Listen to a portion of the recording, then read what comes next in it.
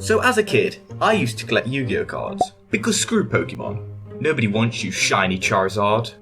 Now if you don't know what Yu-Gi-Oh is, then Google that crap, I don't have time to tell you.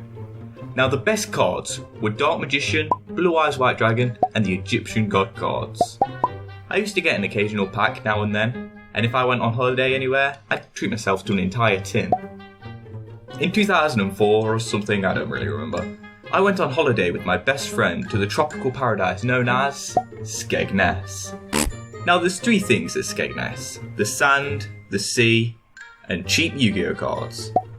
However, 90% of those cheap Yu-Gi-Oh cards were fakes. Not even good fakes half the time. They were misprinted or just really bad copies. However, sometimes you'd find that perfect golden gem of real cheap cards. And boy was it satisfying to open. I go back to my caravan with my friend, and we open up our tins together.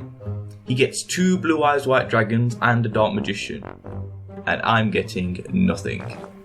I'm so jealous of him, until, right at the end, I pull out this guy. Obelisk the Tormentor! One of the Egyptian god cards, limited edition, shiny as hell, and it was mine.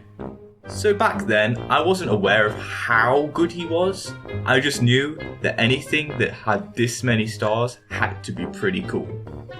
My friend begged and begged to let him trade with him, but I declined every time.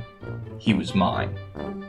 At the end of the holiday, as we were packing, I was going through all my cards to check that they were all there, and one's missing. My obelisk. Now I had this guy out all the time, just staring at his awesomeness, but I always made sure I put him back. We searched up and down the caravan, but I couldn't find it at all. Now I don't want to point any fingers, but my friend totally stole it. Joke's on him though, I stole it back 2 weeks later and I still have it to this day. I have a few more stories about Yu-Gi-Oh, but I don't want this to be too long. I might make a part 2 someday, if you're lucky.